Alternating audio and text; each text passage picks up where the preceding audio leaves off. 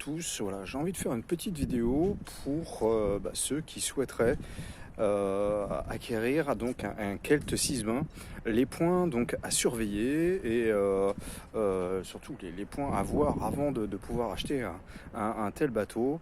Alors bon, je vous ai déjà énoncé donc les qualités de ce bateau, donc la robustesse, ça c'est son point fort. Après, à différents modèles, vous avez pu le voir en fonction des années. Évidemment, les derniers modèles sont très bien équipés, vraiment super. Ce modèle-là, donc Eole, lui, est de 79, donc c'était la dernière génération, on va dire, donc des Kelt, donc première génération, on peut dire ça comme ça. Bon, moi j'adore, mais bon, après ça dépend. Voilà, il est moins habitable, enfin il y a moins de coffres, il y a voilà, il y a pas de cuisine, enfin bon voilà. Mais sinon, donc robustesse, ça c'est absolument clair. Robustesse à l'intérieur. Franchement, à 2, on est très bien. À 4, donc quand on m'était énoncé sur les données techniques, surtout les données publicitaires de l'époque, donc un couple et 2 enfants, bon là, pourquoi pas, mais moi je le ferai pas, perso, parce que là on se marche dessus quand même. Voilà, donc je pense que 3 c'est bien max, vraiment dans le cockpit, 3 c'est bien.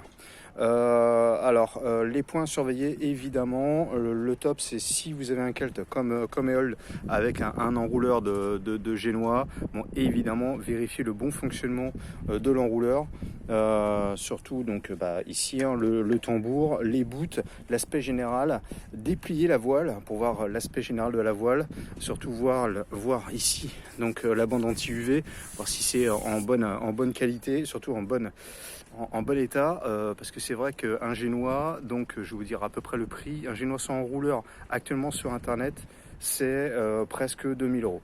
Donc voilà, faut bien vérifier ça. Évidemment, comme Eole ici, les points d'amure, donc là, bon là c'est d'origine, mais c'est absolument nickel. Bon, Eole, son gréement dormant a été entièrement changé, donc tout est neuf, l'étai, le patara, au banc, donc tout est neuf. Deuxième point, donc justement j'enchaîne direct, donc les haubans, alors ça très important. Alors vérifier surtout ici, voilà la jonction, si c'est pas oxydé, l'aspect général, s'il n'y a pas de tauron justement qui n'échappe en fait, voilà, si c'est en très bon état. Faut pas hésiter, voilà, on peut tirer dessus, on peut voir. Donc ça pareil c'est important. Alors pareil, on va parler argent. Le gréement dormant complet, il y en a pour 1000 euros à peu près. Donc voilà, avec la pose chez un professionnel. Après on peut s'amuser à le faire tout seul, mais moi je vous le déconseille, surtout sur les tensions de câble, faut être quand même carré. Ensuite, le point à surveiller, évidemment, c'est le mât. Le mât, aspect général. Alors Eole, lui, c'est son mât d'origine, ça c'est clair.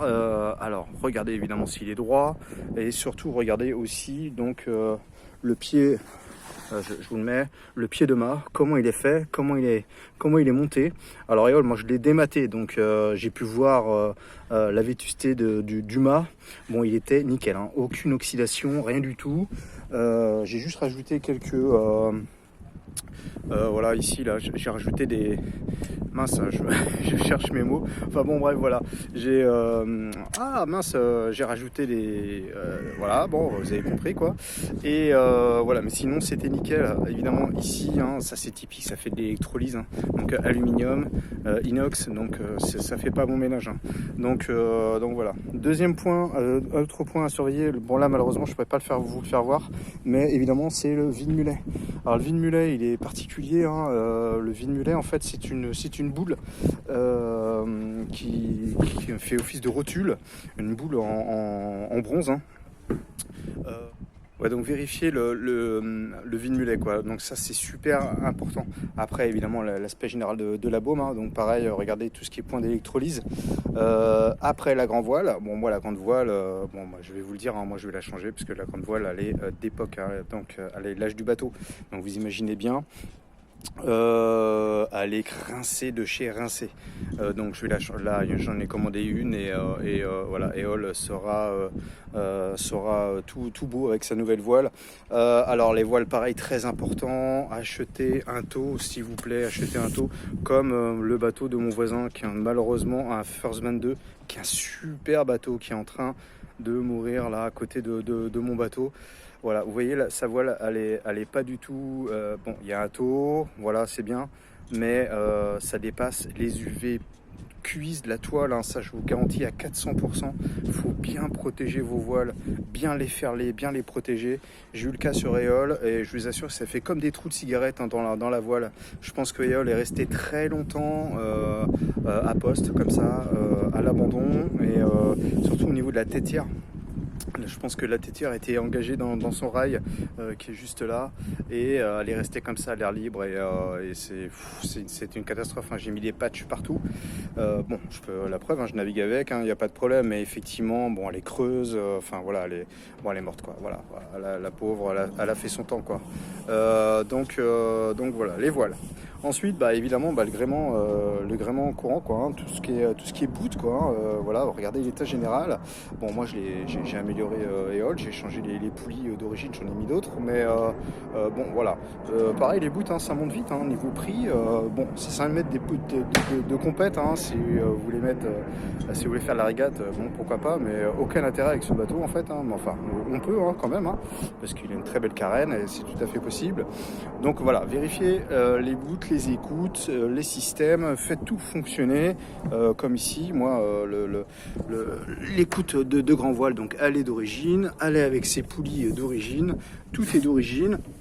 Bon voilà, tout fonctionne bien. Bon là l'écoute, elle a son âge mais elle est encore en bon état, donc je vais pas la changer, hein, je vois pas l'intérêt. Par contre tout le reste moi j'ai changé, hein, voilà, tous les autres bouts j'ai tout changé, absolument tout. Voilà, sauf les écoutes de Génois, j'ai pas changé.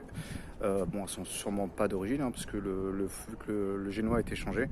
Mais bon, elles sont pas de première jeunesse non plus, mais bon, elles sont en bon état, donc je veux pas non plus les changer.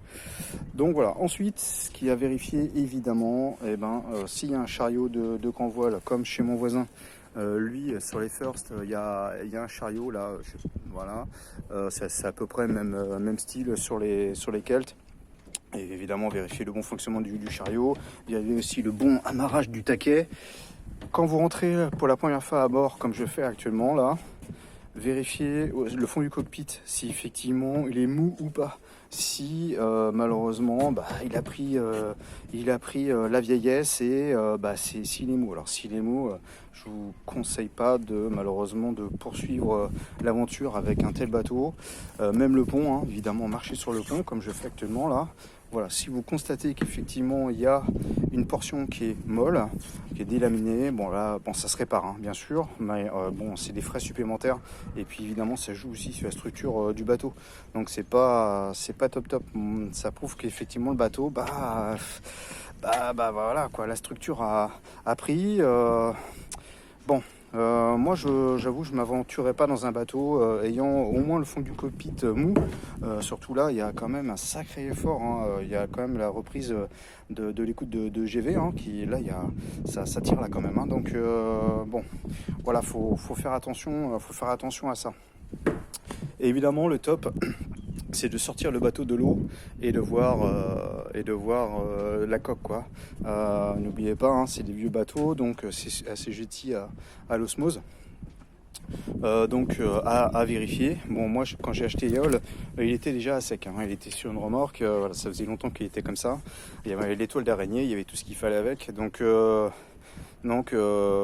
j'ai pu le voir à sec et c'est ça qui m'a conforté dans le choix de partir à l'aventure avec Éole, en fait, hein. Il était vraiment en parfait état. Voilà. Ça a joué sur mon choix, hein. Ça c'est certain. Même si les haubans étaient cuits, le mât était en parfait état. Enfin vraiment, c'est un bateau j'ai senti son potentiel et c'est pour ça que je me suis lancé dans cette aventure. Pareil, hein, on va parler encore prix, hein, argent. Moi, Éole, je l'ai acheté 3 000 €. Donc bon, c'est un bateau, les Kelt 620 sur le marché de l'occasion, il y en a entre 1500 et 5000, 5005 quoi. Alors 5005 c'est des superbes unités, hein, nickel, toutes refaites, bon pourquoi pas, hein, c'est justifié, pourquoi pas, moteur neuf, enfin bon, voile neuve, intérieur neuf, enfin tout neuf quoi. Bon là ok. Un Kelt, voilà, je pense que 3005, 4000, c'est déjà un très très bon prix. Alors moi, bon, je l'ai eu à 3000 parce qu'effectivement, bon, il y avait des travaux à faire hein, dessus quand même. Hein. Personnellement, j'ai réinjecté pour le rendre navigable et puis bon, changer tout ce qui a changé. J'ai rajouté le même prix, donc 3000 euros. Voilà, en comptant donc le gréement, la grande voile qui va arriver, les révisions moteur, peinture, électricité, les boots, les différentes pièces d'accastillage. Vous voyez, moi j'ai remis le patara d'origine, donc rien que ça déjà, rien que ces poulies là avec un petit truc coinceur, un petit bout, voilà, il y en a pour presque une centaine d'euros, hein, donc ça va très très vite. Je compte aussi évidemment l'électronique, hein, donc le sondeur NASA qui est un des moins chers du marché, mais bon c'est 130 euros je pense de mémoire, et ainsi de suite. Un WC chimique hein, qui le premier prix c'est 130 euros. Voilà, donc ça va très très vite. Alors pareil, on a voulu changer aussi les coussins. Alors les coussins, j'ai fait différents devis. Donc en fait, coussin, en règle générale, donc c'est en fait les deux coussins d'ici, le coussin d'ici et le coussin d'ici qui fait couchette là. Donc là, il y en a pour 1500 euros pour faire tout à neuf. Donc waouh, là j'avoue, je vais garder les coussins d'origine. Hein. Ils sont bon, ils ont leur âge, mais ça va le faire hein, complètement. Hein. Donc voilà, vous voyez, ça monte assez vite. Typique hein, malheureusement du monde maritime, et encore nous on n'a pas de moteur inboard, on a un moteur hors-bord.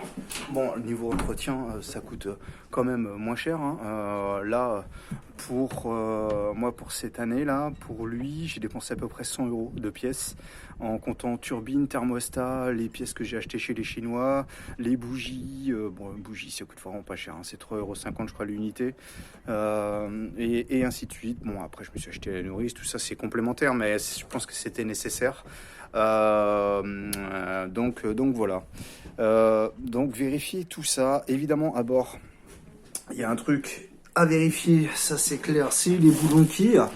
Donc bon là j'ai mis mes affaires, bon, vous avez vu précédemment, donc ils sont ici dans le coffre, et j'enlève la poubelle, et en dessous cette planche là, en dessous cette planche, ça c'est la planche, c'est le plancher principal, donc vous soulevez cette planche là, et là au milieu là il y a le restant des boulons de quille. À vérifier évidemment, si vous voyez le moindre aspect de rouille ou vous voyez que c'est un peu délaminé, bon bah on ne va pas plus loin, ça sert à rien.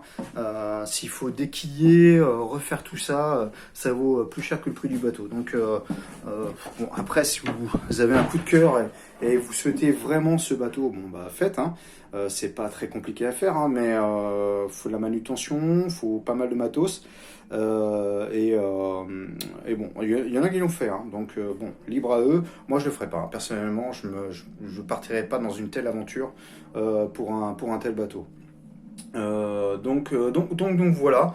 Je voulais vraiment essayer de vous conseiller au maximum parce que moi, quand j'ai acheté Eole, j'ai remarqué que sur YouTube, en fait, bon, il y avait des vidéos de Kelt, mais de Kelt 620 bien sûr, mais pas énormément, ou des vieilles vidéos.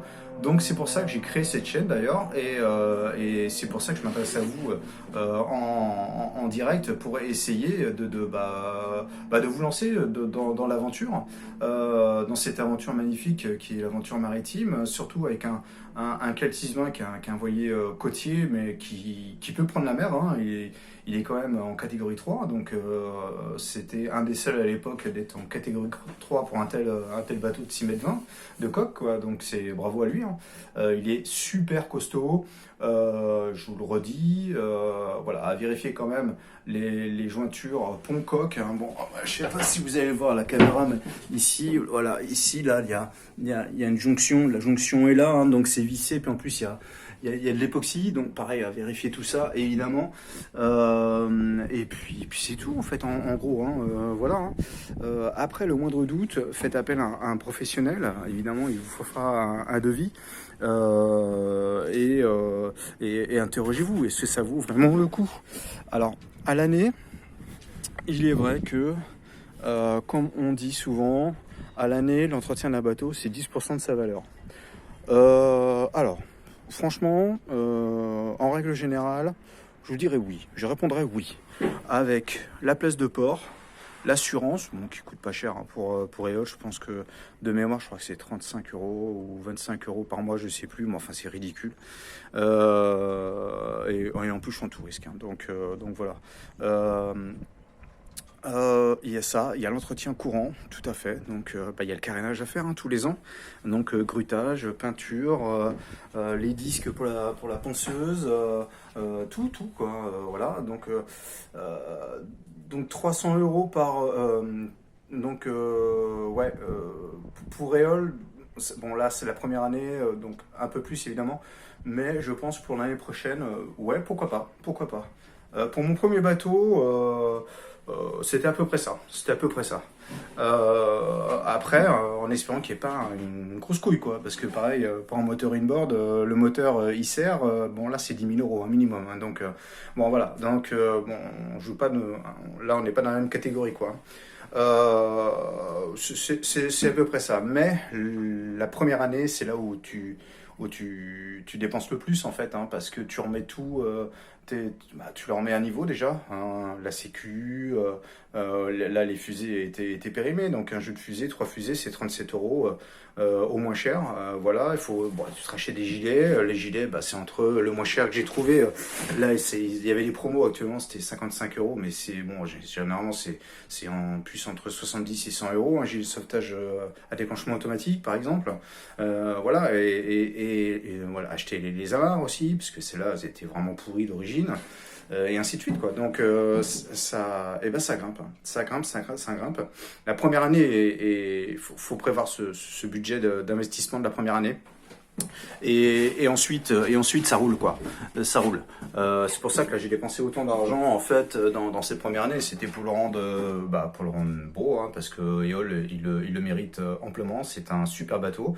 Et puis lui mettre l'électricité, enfin les trucs de base quoi. Et puis moi j'aime bien avoir un bateau où tout fonctionne, tout est ok. Voilà, pour moi je mise sur la sécurité à 400%. Si ça marche pas, eh ben tant pis, je ne sors pas ou autre, j'ai aucun impératif. Je répare ou je fais réparer, mais voilà, il faut que ce soit nickel. Moi, c'est ma philosophie de naviguer, quoi, pour naviguer. Donc voilà, écoutez, j'espère que cette vidéo vous a plu. Moi, je vous dis à bientôt, et puis surtout, amusez-vous bien. Allez, ciao!